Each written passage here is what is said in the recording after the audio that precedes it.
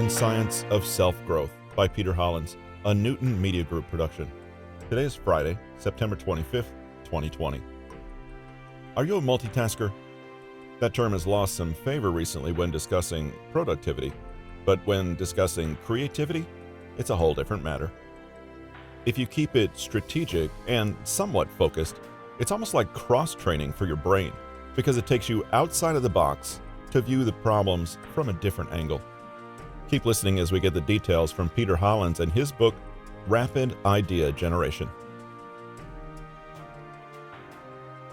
We've all been told that multitasking is best avoided since it slices up our concentration and weakens our ability to sustain attention for one task, dropping our productivity overall. But Professor David Burkas and researchers at the University of Sydney have now released a study showing that multitasking may actually be beneficial for creativity, with some large caveats. There were 3 groups of participants, and the first were given what's called an alternative uses task, which is essentially a test of creativity, where you're given an object and asked to come up with as many different uses for that object as you can.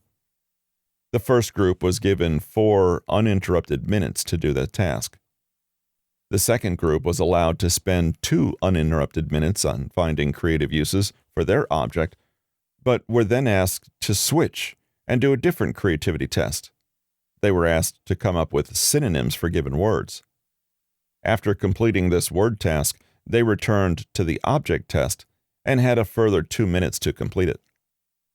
The third group also had the 2 minutes on, 2 minutes off, but on their 2 minutes off, they completed a very undemanding and almost relaxing task of answering a short survey about themselves.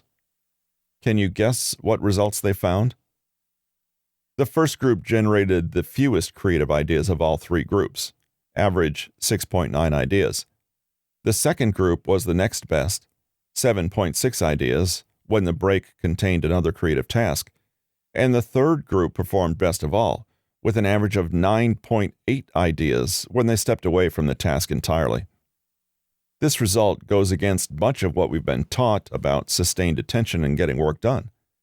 It suggests that creativity benefits when we step away from a pursuit and return to it later.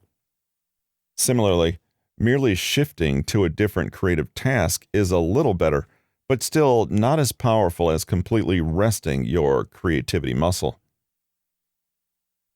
The researchers suggested that this happened because of the way we work on creative problems. If we get stuck in a rut, we can find ourselves going through the same concepts over and over, getting hung up on what we already know, and further closing off any new avenues. Rather than actively coming up with something new, you simply cover the same ground over and over. When you take a break, however, you give your mind the opportunity to let go of these fixations, refresh itself, and open up to new possibilities. You return to your work and see a solution all at once in so-called eureka moments. What are we to make of all the research that says otherwise, though? Some studies give evidence that multitasking damages your productivity, since you never really stay with a task long enough to gain an in-depth understanding. If you value both creativity and productivity, the bottom line may come down to the kind of task you're doing. For complex cognitive tasks that require deep understanding and perseverance, it probably pays to hammer away at something, pushing through distractions and encouraging yourself to get in and stay in the flow. However, if the task you're dealing with is more about creative problem solving, you may need a different approach. If you're trying to have a flash of insight, get a clear view of a problem you just can't see, or generate a completely new and unexpected idea, then it may be best to deliberately give yourself a pause in the middle of the process. Turn your brain off by doing something mundane and mentally undemanding, like checking emails or washing the dishes. It only takes a few minutes before you can return to your task with fresh eyes. Author Tim Harford has a similar proposition. Creative people, he claims, cross-train their brains by deliberately doing what he calls slow-motion multitasking. However, he's careful to make the point that it matters how you multitask, It's probably obvious that mindlessly scrolling through social media when you're meant to be working on a project won't benefit you or the project. But by deliberately and consciously switching between many different projects, we may keep our minds fresh and our productivity up. You might have a difficult book you're reading, a work project, a piece of violin music you're tackling, or a novel you're working on. You could seamlessly switch between all of these, not out of laziness, avoidance, or desperation, but rather governed by our ever-flowing moods with each changing situation. As we've seen, doing so can give all of these projects a mutual and simultaneous aha moment when you get flashes of insight only after letting something sit and incubate for a while. But you can also derive benefits when you're feeling stuck. Sometimes merely contrasting two usually unrelated activities is enough to kick them both into a fresh perspective, jog your creativity, or have you looking at the problem in a fresh light. If we define creativity as this ability to apply an idea from one context into another, or the power to mix unexpected ideas together, it's clear why multitasking might facilitate it. Multitasking strengthens our fluid intelligence, which is independent of the content of any task we do. It's about remaining flexible and alert to thinking and creating itself, rather than getting bogged down in any particular details or habits. You cross-pollinate your ideas. You expose yourself to multiple sources of potential solutions, and you have more fun to boot.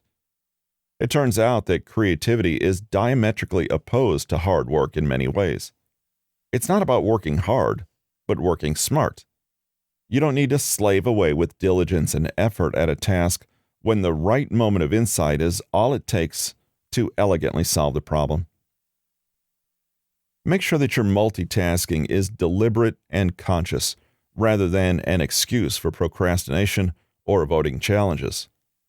Switch to different tasks to give your brain something fresh and new to work on, and the newness and freshness might very well transfer to other tasks. A writer might find the best way to blast through writer's block is to forget about writing for the afternoon and make soup instead. A manager who's getting nowhere with team negotiations might suddenly get the answer he needs while taking his dog for a walk that afternoon. A sportsman who's choking during the game from performance anxiety might find that his game actually improves when he spends less time on the field and more time doing his salsa hobby. Creativity is a dynamic, complex, non-linear thing. It cannot be forced. Take a break. Get a little messy if need be. Take your inspiration where you get it, and don't be afraid to put the task down again to return to later. And that wraps it up for today and for the week. Don't forget to check the show notes for links to the audiobook on Audible, the show notes and episode transcripts, and Peter Hollins' website, where you can request your free copy of A Human Nature Cheat Sheet, 7 Surprising Psychology Studies that will change the way you think. That's at bit.ly/Peter Hollins. For this and other podcasts on YouTube, Facebook, and most other social media sites, search for Newton Media Group. Hope you enjoy your weekend, and see you Monday.